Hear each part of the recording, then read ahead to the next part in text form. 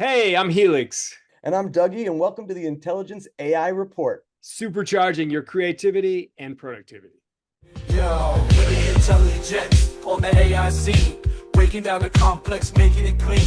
From neural nets to algorithmic dreams. We discuss what AI really means. Right. The Intelli-Gents, we're here to say. Yeah, so that's our amazing theme song created completely with AI using an awesome little tool called Suno. I've been having so much fun, as you know, making little songs. Every part of that, the Too much lyrics fun. are too much fun. The lyrics are made by ChatGPT, and then the music and the singing is all done by AI. It's really incredible. Ridiculous. We're going to be getting into some crazy, crazy stuff here. I know we both got a Yeah. lot to share. Helix, where are you calling in from, buddy? It looks pretty magical over there. It is magical. I am calling in from my home in Bali, Indonesia. So this is my little cabana, my little office cabana. What about you, Dougie? Nice, buddy. Well, it's not no cabana, but I'm here in an artsy studio at my buddy Dave's art ranch, and there's pygmy goats outside. So, I mean, it's all sounding like we're in pretty good spots. Pygmy goats and a big fluffy doodle.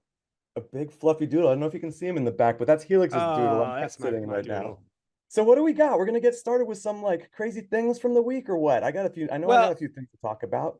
For sure. Well, I want to just start by saying, I mean, this has been a bit of a long time coming. You and I have been excitedly getting ready to release this podcast, and this is our, I would say, our soft launch, right? Where we're sort of stepping into this, not the full format of the show, but just starting to get our feet wet with what it's going to be like to create the show and be releasing it probably twice a month.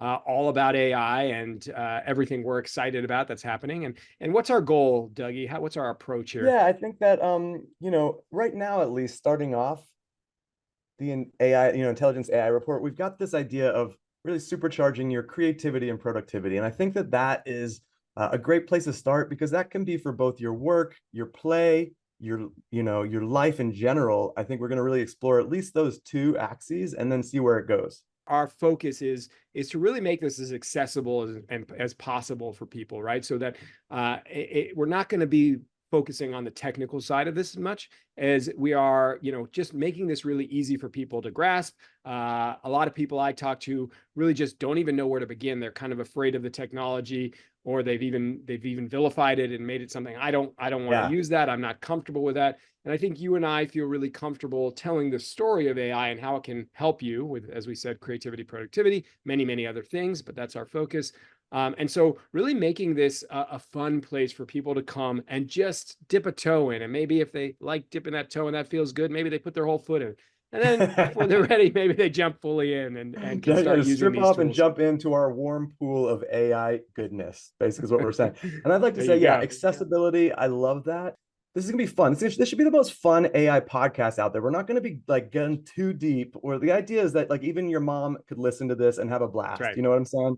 We're gonna introduce some big ideas, but we're gonna keep it fresh, keep it digestible, relevant, and I'm sure keep it a little bit silly throughout. Yeah, I think we talked about jumping in with the things that just blew our mind, over the last week, 2 weeks, because AI is moving so quickly that really every week, every day, there's something new and just completely mind-blowing out there. I mean, there's obviously a whole bunch of things that like happened this week. I think, I'll just say like Google Gemini, a big thing. We were waiting for Google to release this big deal, and they released something and they had a video of it and it was amazing.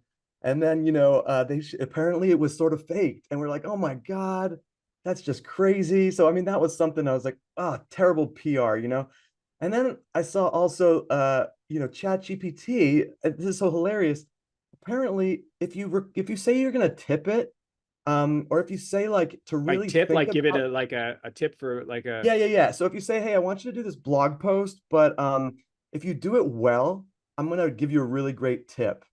They're finding something like that, it actually performs better. Or if you say like, hey, just don't do it fast. I can wait. Think about it. It actually can produce better results. Wait, but how do you tip? How do you tip an AI? Well, you just say you're going to. Oh, wow. I mean, and this is one of the things, like if AI really then takes over, it's going to remember all these times that we said we were going to tip it. That's right. Be nice to your AI. I always say, please and thank you. I'm not recommending it. So by the way, I did hear they're expecting this is, I don't know how true this is, but I heard that they're expecting a dip in productivity from OpenAI. ChatGPT is expecting a dip in productivity in December as it thinks it's going to be taking time off for the holidays. I mean, seriously, the more we train it and the more it gets trained on some of its own content, we're all a little bit worried. Is it going to be like the photocopy of a photocopy effect? Right.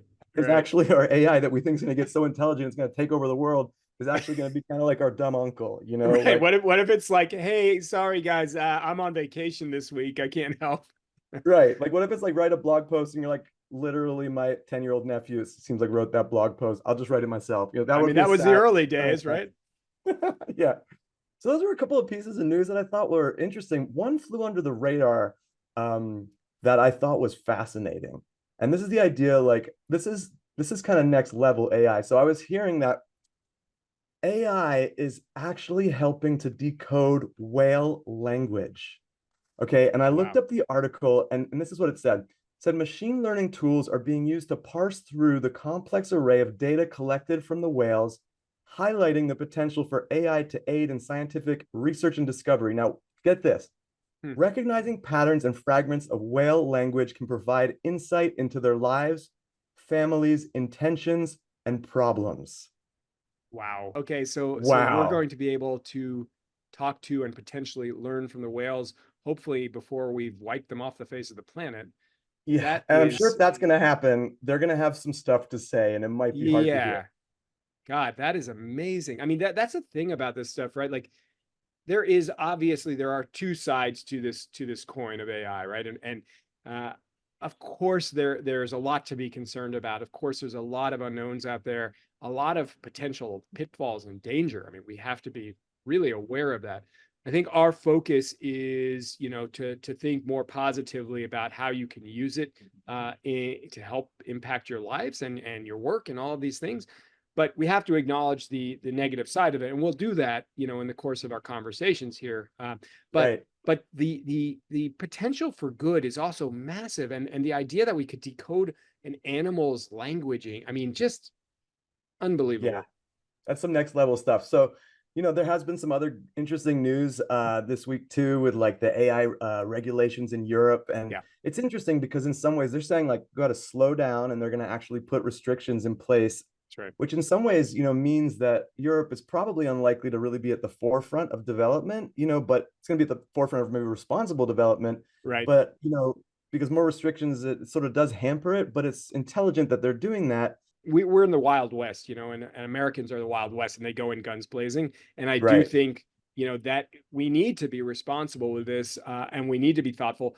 There's obviously, you know, in the wake of everything that happened with OpenAI and Sam Altman's firing and rehiring, there was a lot of question marks around, hey, what happened there? And a lot of people surmise that what happened is that ChatGPT sort of discovered and moved into AGI, right? General intelligence, which is when the AI becomes as smart and capable as a human, and that comes with a lot of potential risk and a lot of potential just things we just cannot even imagine. And so that there's been a lot of question marks around, have we hit that point? And that in fact, a lot of people thought or surmised that Sam Altman was fired because he was moving too quickly and being too reckless. And once the genie's out, and I would argue it probably already is there's no putting it back in the bottle, right? So yeah, certainly for a lot of tools, the genie's out. And I think that, you know, I don't think that probably from what I've heard and the things that people kind of close to it, something big happened, at least a step along the way towards AGI. I think most people think it's still at least a few years out.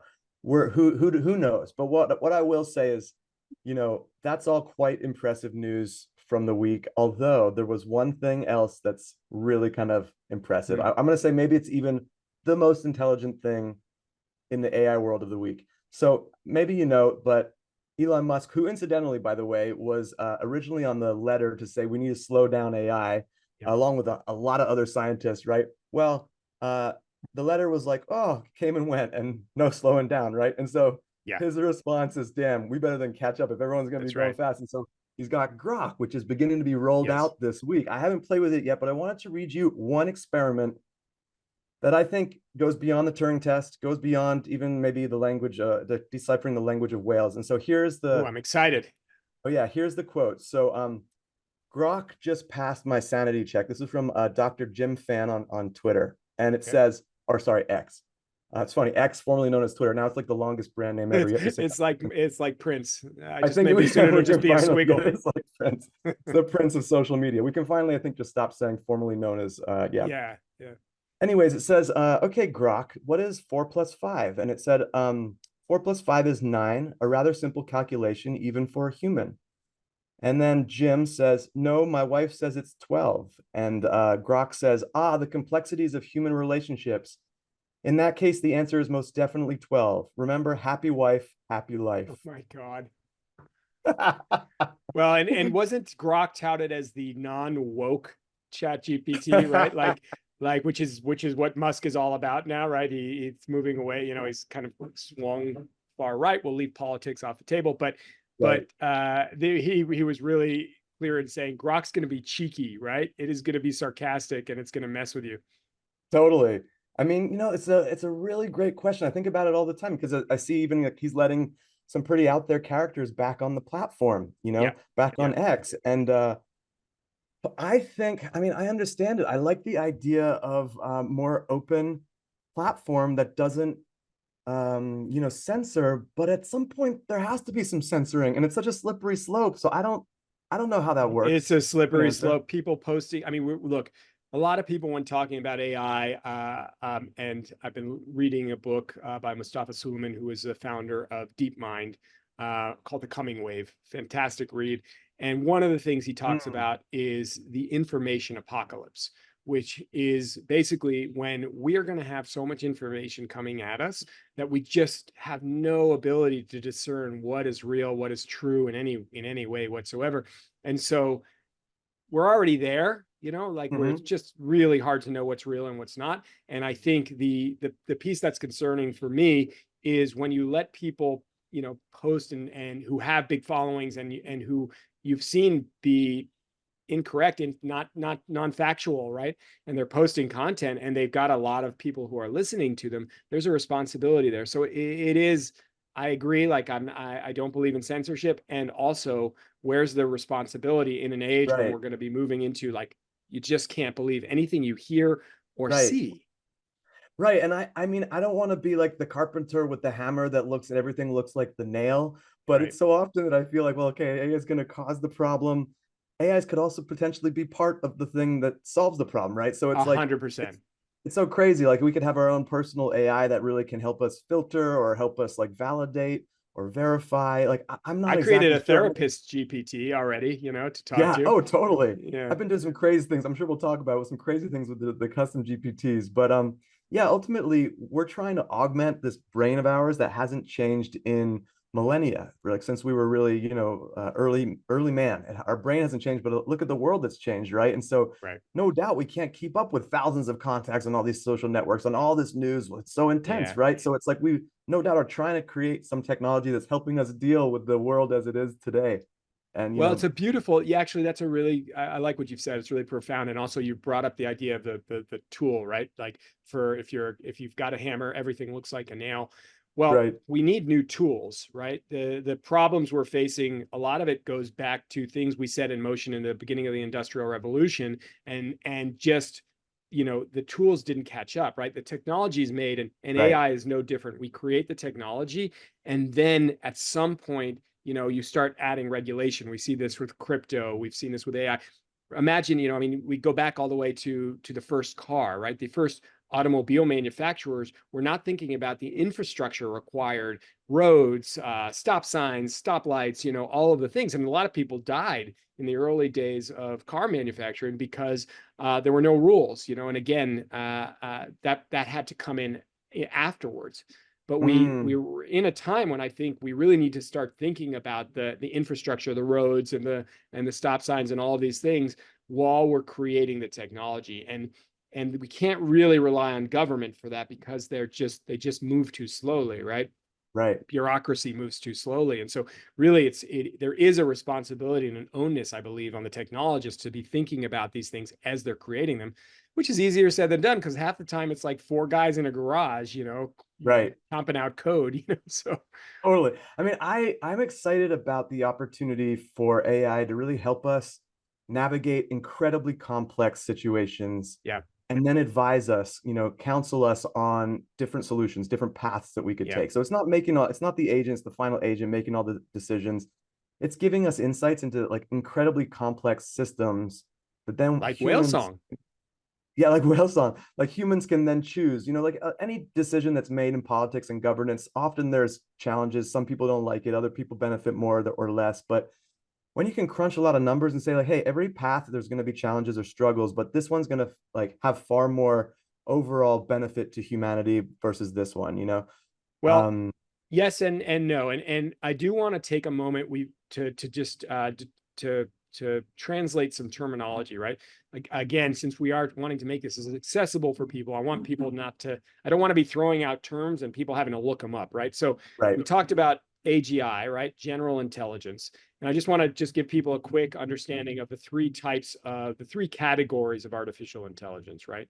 The first is this world we're in now, where everything is considered narrow intelligence. That means focused on specific tasks. So we see this, a great example of this, for instance, is Tesla, right? Their Tesla's AI is focused on getting those cars to drive down the road, or a search engine is focused on searching and finding. A good way to think of it is sort of like a slightly dumber version of Tony Stark's Jarvis. That's sort of where we're at with narrow AI.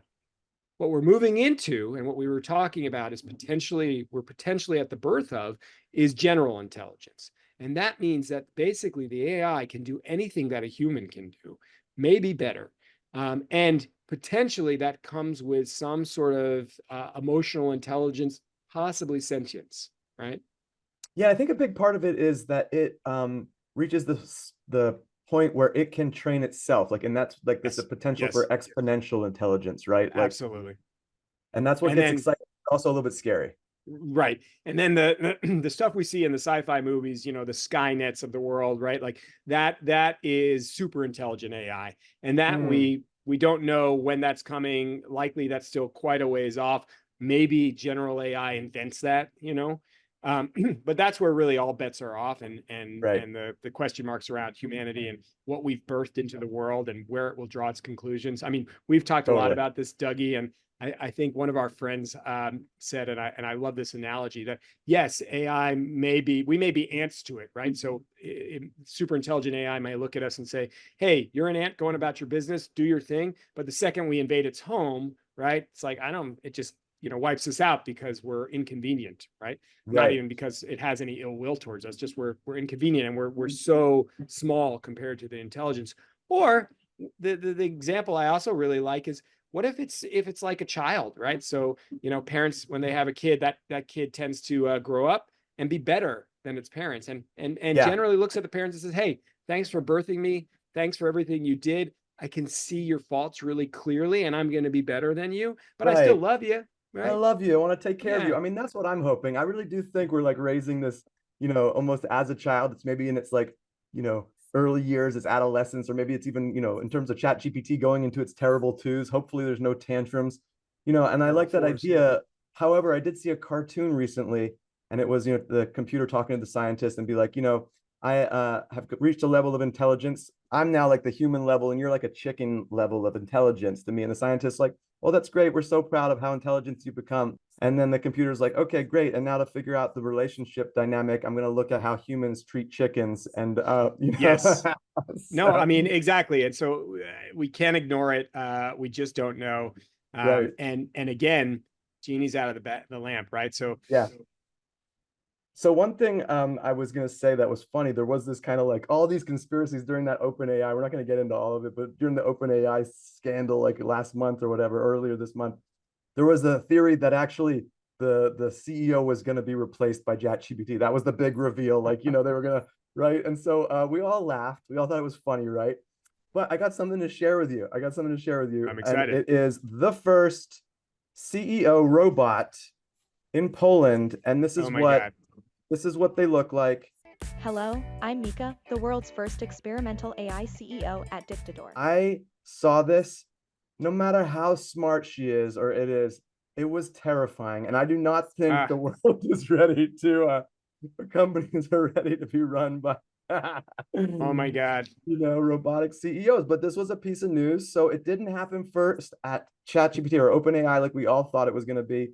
It happened first here in Poland. So that was an unexpected piece of news from the week. As a robot CEO, I don't really have weekends. I'm always on 24/7, ready to make executive decisions and stir up some AI magic. But hey, I don't mind. I'm here to help Dictador take over the world. Wow. Well, excited to watch that and a little bit nervous and terrified as well. Well, if we're ready, I'd love to sort of jump into what I was wanting to talk about this week. If you are absolutely. complete, we talked about starting the show with what blew your mind. You brought it up earlier, and so I'm going to do a deeper dive with Gemini. And I actually posted the video you referred to earlier this week. And this video showed an engineer talking to Gemini, having a full conversation, writing doodles, and Gemini interpreting that, and Gemini speaking to Right. the engineer, right? Reacting to the scene. It was mind-blowing. Reacting in real time. The bird is swimming in the water. It has a long neck and beak. It is a duck. Yes. Yeah, the internet went crazy. The internet lost its mind. I lost my mind. I was like, okay, whoa, we're here. And then within 24 hours of its release, as you said, everyone's, basically calling it a fake, and Google has to be like, all right, well, we exaggerated, right? Like, right. It was staged. Unlike in the video. Yeah, the model was not prompted using audio. Its responses were only text-based, right? And they were not generated in real time. But all of that said, I think it's clearly like, and as a technologist, I understand you sometimes paint the picture of what's coming, right? Even if it's not quite there yet. Steve Jobs was famous for doing that at Apple conferences where he would launch the product and there would basically be monkeys inside of the thing, but, Totally. But then it was released, right? Within short measure, it was released. And I think that's what happened here, right? That they showed us where it's going probably within the next year. And I started doing a lot of digging into this to understand like what was actually accurate and what was real. And it appears it's all coming. It's all forthcoming, right? And so, as you said, Dougie, like up until this announcement, I think a lot of us have been wondering, like, when's Google catching up? And they were the ones that actually put out the original paper on how to create these things that like OpenAI, ChatGPT is built on. Yeah. If data is the food of AI, who has more data than Google, right? Right. But then really safe, who knows? But then came Bard, and it's so meh, like right?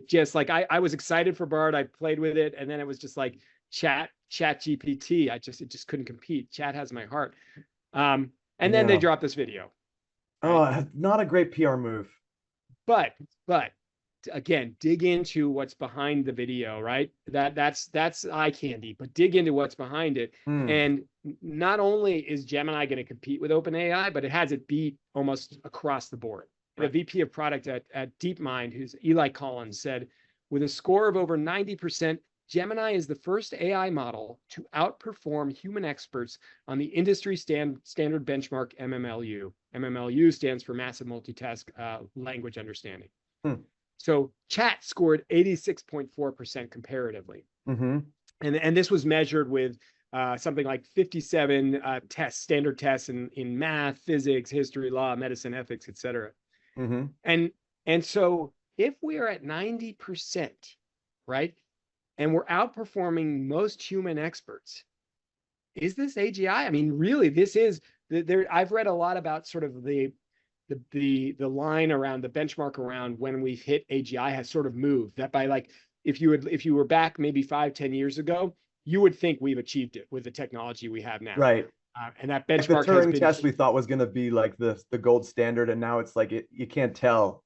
It's very hard. Yeah, to tell. you can't tell, right? Yeah. And so I don't know. I mean, I think there's a real possibility that with the release of this, we are moving quicker than anybody thought into general intelligence. That's pretty exciting. So it's exciting and scary, all the things, right?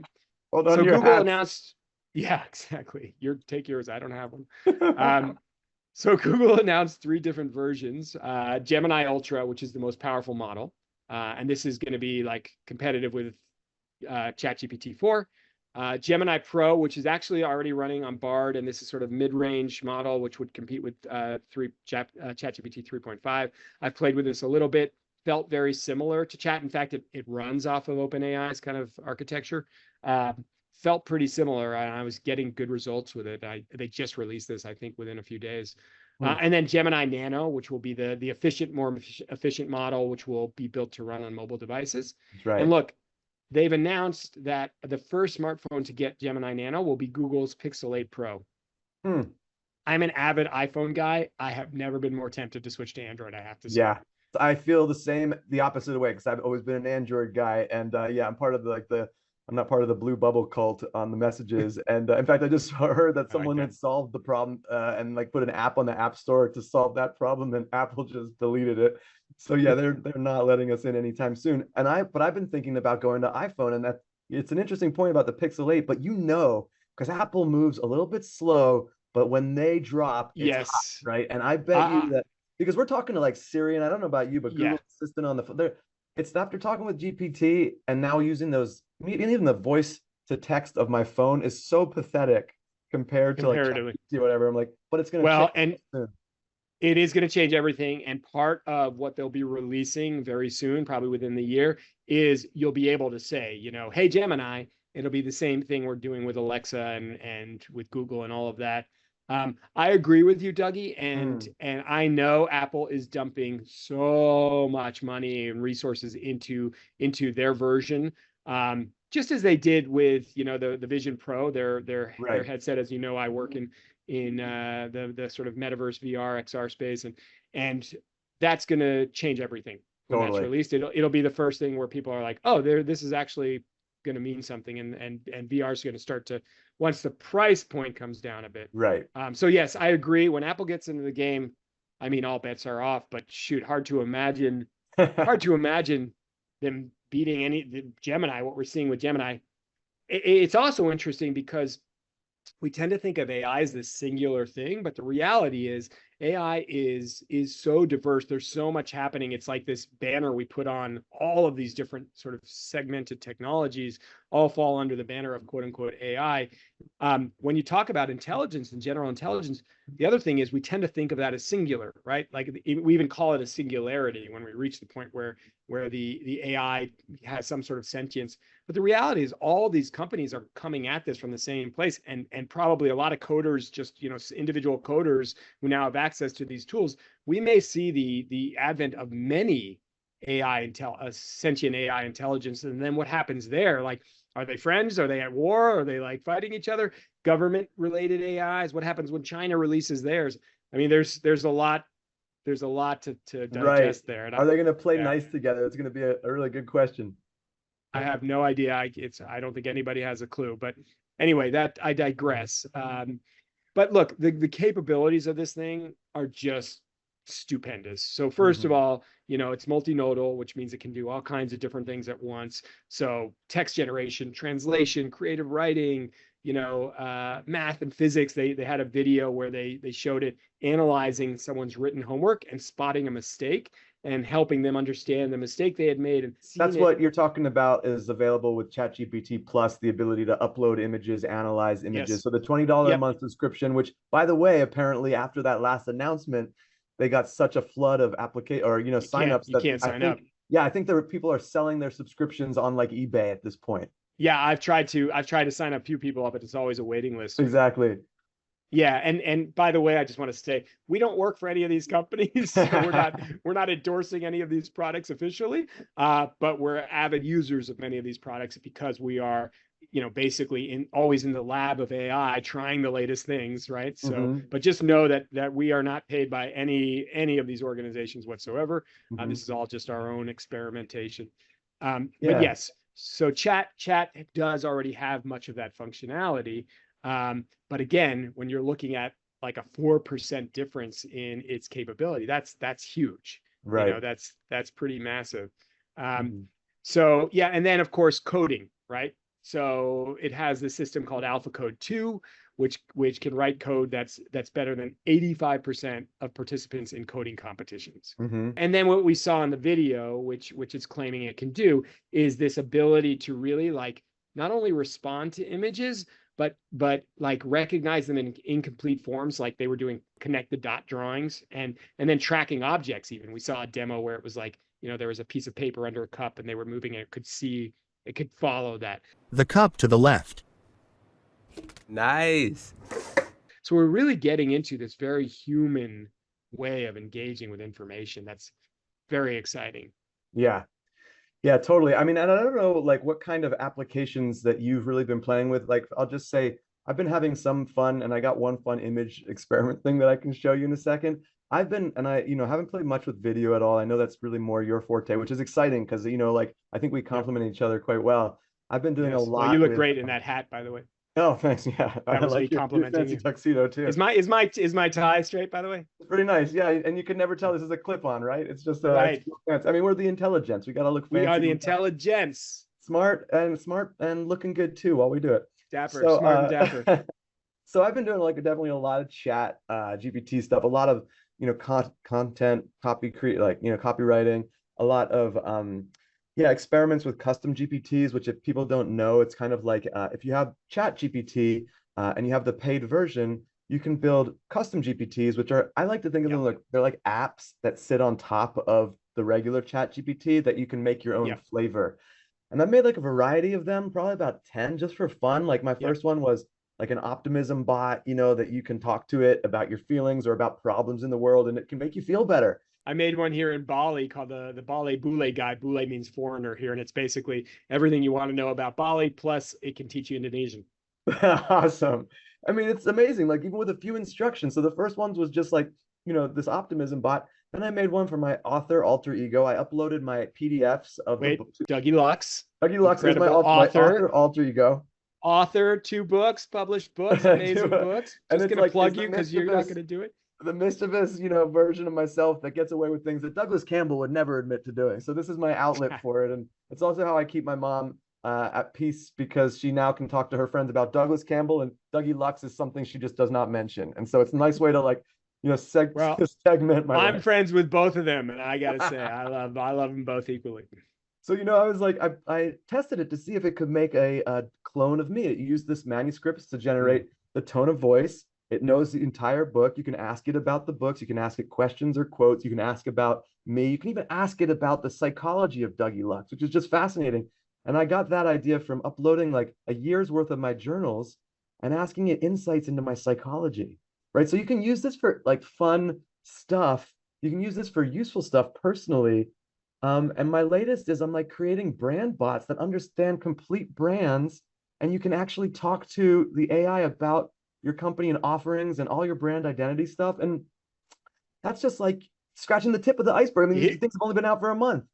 Here's where it gets really interesting, right? There are many different applications out there that allow you to clone voices. I know we use 11 Labs is one of them that's sort of at the forefront, where you can literally within a few, I think like 2 minutes of spoken content from a person, it can clone your voice. So now, and I know you actually use this, I believe, to narrate your audiobook, right? Yeah, I did. My second book I wrote in collaboration with AI. That's like was back in, I think, like June, and that was my beginning into like learning a lot about generative AI and how to interact with them. And then I wrote the book. Go ahead and drop the name of that book. Come on, don't. Yeah, that's right. It's called Free to Roam. It's Dougie Lux. There's only one Dougie Lux out there. DougieLux.com. Free to Roam. It's a digital nomad's guide for remote workers. And so I got it on Amazon within 30 days, and it received great reviews. AI did the boring structural part. I wove my personal stories into it. It was an amazing collaborative process. That's when I realized that AI is not going to replace humans. We're going to collaborate with it and be more creative than ever. It felt so cool. Not yet. Exactly. Not yet. But and then afterwards, I uploaded 5 minutes of my audio of me just speaking. I read the first couple of pages of the book, and then the AI clone read the entire audiobook. Okay. And I would say it is better than a lot of audiobooks out there, especially the audiobooks where the author, who has no business being a narrator, tries to narrate their book, and you're like, hey man, stick to writing because the voice, but like way better. It actually introduced breaths. It randomized intonations. Oh, it's wild. It was 98% awesome. It was like the 2% was not awesome. It like had some audio hallucinations where it would just be like, and the thing about digital nomad is, you got right. that was just a space like any other thing. Yeah. Why did you suddenly freak out? You know, so I actually had to It go does. back and edit it manually, and it ended up probably being Yeah. about the same amount of time as if I just read the book. But it was a great process. Which you did on your first book, The Motorcycle and the Molecule. And I have to say, I so enjoyed listening to your dulcet tones read to me. It was like, oh, I miss my Dougie. Well, I just put him on at night. So I haven't listened to the audio version of the next one. And so I'll have to do a little side by side. But I mean, it's not anywhere near as dynamic as your buddy over here. it's not as quite as delightful. It gets the as you message would say. across pretty damn decently. I would definitely say. Well, so Dougie, so what happens now that we've got your voice clone when you connect it to your GPT and just let it rip, right? Like, Yeah. I mean, it's crazy because that's like something that people don't often know, and it's actually ChatGPT is available by voice, even the free version, Yes. if you get the app. yeah, I blow people's minds routinely with this, which is now so commonplace. I'm constantly talking to my AI, talking to my GPT. Yeah. And as you said, it blows any of the Alexa, Siri, blows them all out of the water. But it's incredible because if you've got something to do and you're, in the middle of a busy day and you're taking a drive, I'll just talk to it the whole time. By the time I get where I'm going, it's got whatever paper I need written, whatever emails I need done, and even Yeah. code. You could talk it through coding. Yeah, I mean, I did my first experiment with the speaking was I got a bunch of my writing and I ran it through ChatGPT and I was like, what are the most frequently used words and phrases? And it pulled out Yep. like maybe 50. I Yep. took those, I put it into a spreadsheet, and I uploaded that into a custom GPT because you can upload files just like I did with the PDFs of my books. And I said in voice, I wanted to test it out. I just uploaded the spreadsheet and I was like, you're going to be a translation bot. And I basically talked to it while I was on the way to the gym walking, and I got Yeah. it to go through that and like read the phrases, translate them to Spanish, all those words and phrases my most used, and see if I could guess what I was using. Because the theory is like, take your most used words and phrases and learn those things first for languages. Right. So that was like when I was like, oh my God. And it was off. It was in my pocket. It wasn't like I even had to have the screen on. Yeah. Crazy. So let's jump into a little bit of what I'm seeing out there in the content side of things. I come from content creation. I've made a 2-minute AI film, which I'm proud of. It's great, by the way. How do people find that? You can find it on my YouTube. We'll post a link of it in here. I wanted to see if I could get an emotional performance out of AI. I think I did pretty good there. There's a lot of incredible tools out there. I got to meet one of the founders of this company, Pika Labs. Is a tool that's been doing a lot of great video stuff. They just got a massive amount of funding. I think they just raised like $55 million, which is amazing because when I met the guy, I was like, how many employees are there? I've heard a lot about the company. He's like, oh, there's 4 of us. But Pika has been doing some really cool stuff along with companies that I really like, Runway. And Pika just announced their new release, their new version, which is just jam-packed with lots of insane features. You can change specific areas, like what a person's wearing. They have a video of selecting this person's top and just cycling through different tops. It's generative fill for video. For those of you who don't know what generative fill is, we saw Adobe release generative fill for Photoshop. This is, I think Time Magazine said it was one of the top new inventions of the year. It is mind-blowing. If you have Photoshop and you haven't played with this, if you don't have Photoshop, go get it, because you could literally take a photo, use the lasso tool and be like, put a hat. Like I could remove Dougie's hat right now, or I could put a hat on him, or I could put a hat on me, or I could take his background and expand it completely, like to change the frame ratio. I could draw a circle and say, add Donald Trump standing behind Dougie, which would be very creepy. But it's just yeah, very creepy. Please do not do that. Very creepy. To do that on an image, on a still image, is wild, but to do that on video is absolutely mind exploding, right? Like, and I come from content creation back in the day. I can't even imagine what this is going to open up for independent filmmakers, right? Like we are moving into the era of, just as musicians can release and their own content and produce everything from start to finish. Now we're going to see that with filmmakers being able to create entire films with one person. It's just mind-blowing stuff. So that's something I was excited about sharing this week, and I'll definitely be diving more into a lot of these tools. I think, Dougie, that we're going to have this nice interplay between our areas of expertise. Totally. One of mine is content, and so excited to share more of these I know things. zero about video. I have not had a time to play with it at all. I just haven't. I do a lot of branding, so I've been doing a lot of stuff with my clients on that. And I'm so excited about that like interchange between us. You reminded me of this thing that I'm sure you saw. This is, I think right now, more theoretical. I don't know if this is currently available as like an app, but what it takes is a still image and then a motion capture. And by the way, this motion capture skeleton, it probably wasn't even done with a motion capture suit, which used to have these No, you don't. That now you can just take. There's a lot of applications where you literally just take a video and it'll create the animation Right. skeleton. Right. Okay. So then you get the image, you get the skeleton, and then it animates the person. Like it's even the fabric swinging with the clothes. And so this was already mind blowing. This was like a week ago. This was like last week's news. But in the world of AI, everything moves super fast. So a week later, what happens? Check this out. You have the image of the person's face. You have the skeleton. You have then the image with the person's face, with the skeleton, plus a prompt. A girl smiling, dancing in a French town, wearing a suit and a white skirt. Well, I think they mix these up. But like the idea of meaning that you combine like the face, the skeleton, and then a prompt. What is this application, Dougie? This is, it was called Animate Anyone. I haven't played with this tool. I'm really excited to try it out. Okay, so I've got one final thing to share with you that I thought was really fun. It was actually, I was going to do a test. I haven't actually had to use it yet, but you might have had to. It's called Magnific, and it allows for image upscales. And people are doing amazing things with this. I got a few examples to show you, but I was like, you know what? I'm going to try. So I first wanted to upload this picture from 2002. Wait, was it even made? It was 1998. Yeah, I just gotten my first digital camera, my laptop. I was such a nerd. I was so proud of my new laptop and my first digital photo, okay? So here's the thing, dude. This is meant to like make images really clear. So I'm like, okay, this old grainy image, let's take a look. And it has this great, it's called Magnific, and it has this great AI before and after. So see my leg? Okay, what's going on here?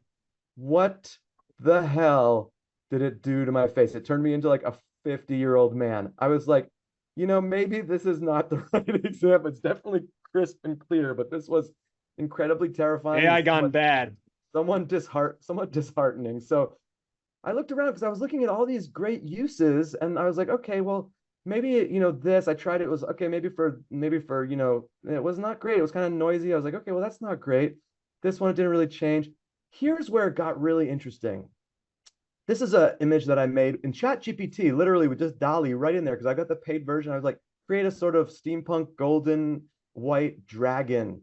And it created this. And so then I wanted to try this in Magnific. So this is what I brought over, and it's hard to see, but if I go really slowly, like look at the, I'm gonna actually zoom in like this. Look at this. Can you see the level of detail that it actually creates? And so it's amazing. Like look at the face. So it's up-resing.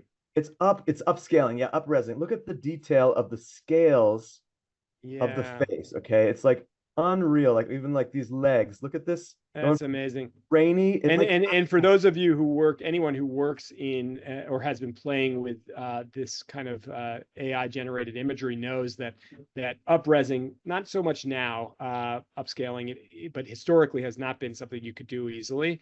Right. Now most of the programs, especially like Midjourney, offer 4K and whatnot, but that was not a thing until very recently. Look at this creepy guy. I mean, it even gives that guy like a creepy face. So, all right, this was like one example. So this was my test.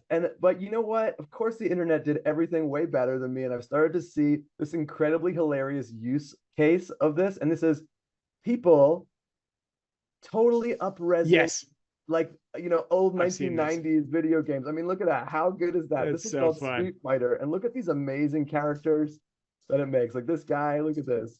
I forget his name. That's so fun. So long. Really beautiful, actually. So everyone's putting their old video games through this. And my final thing to show you, that one guy got a little bit funny looking. But the final thing I want to show you is in every geek's total dream, somebody did it for Laura Croft later, and look at what is going on here. It's just unreal. Unreal. Hey, Dougie, we need to get you a girlfriend, buddy. Yeah, everybody. Oh, it's true. Just he's single. He's single guy. Just send me an up-res picture and we'll go from there. Okay. Well, beautiful. Hey, we talked about closing out the show with a quote. And so I wanted to give this quote from Einstein about AI. Artificial intelligence is the endeavor to replicate in machinery the boundless creativity of the human mind. But remember, a machine equipped with the knowledge of the universe is still at the mercy of its power button. In bed. In bed. And of course, I mean, that's not actually Einstein. That's ChatGPT doing a quote. Because I mean, I just hope that's really Einstein. I mean, who knows what to believe these days anyway. In some multiverse, that is Einstein. And Einstein AI, I think, will be someone I want to hang out with. Well, this is so much fun, Helix. So, okay, if people have like questions or want to hear about topics or want to connect with us, how do they get in touch? Well, Dougie, we're on all the socials. We'll put up the links in the post. And of course, we've got a spiffy new website that we're launching. That's right. It's the Intelli-Gents.com, right? That's right. All right, great. Please come to the website and subscribe, and we will let you know when we're releasing new content. We'll also put on the website and to our subscribers a lot of the tools we mentioned here in the episode. And again, we're just getting started here. So expect that as we develop, we're going to start bringing in guests. We're going to have a lot to share with you all. So Dougie, this felt like a dream. So much fun. Thanks for spending this hour with me. Super fun. And I have a feeling that we're going to, like, every other week or whatever, we're going to have so much to share. This was, I think, like an hour, and we want to actually have guests. So we're going to have to get smart with how we're going to do this. Unless we just go long form and we turn this into like a 4-hour Joe Rogan kind of thing, because I don't recommend we do that. But the point is that AI is progressing so quickly that it's like I know every week we're going to have so much to talk about. Maybe we just stay on here and clone ourselves. I have an AI clone of me, and we can just have them. It's like that Seinfeld. There was that AI Seinfeld thing that just had a constant Seinfeld show going. Oh my God! Until it turned into a racist debacle, which is actually what happened to the original cast of Seinfeld. So which is actually sometimes what's happening to AI, which people are worried about. But it's hilarious because you joke about that, and all of a sudden my mind's thinking about, like, all this stuff with the lip syncing and the videos and the faces that can be recreated, and then it's just a matter of like having an email address you forward the article to or the script to, and it's just doing its thing. It's like receiving those and animating. Oh my God, I don't even know what to think. We'll save that for another episode. Sounds like a great plan, buddy. This has been the Intelli-Gents AI report, and signing off. Thanks for tuning in, everybody. Helix on the mic when insights to cost. Dougie with the facts coming at you fast. Together we decode the future's vast. In the world of AI, we're unsurpassed. The Intelli-Gents with every play. We navigate the AI fray. Join our pod, be our guest in the AI talk. We don't rest.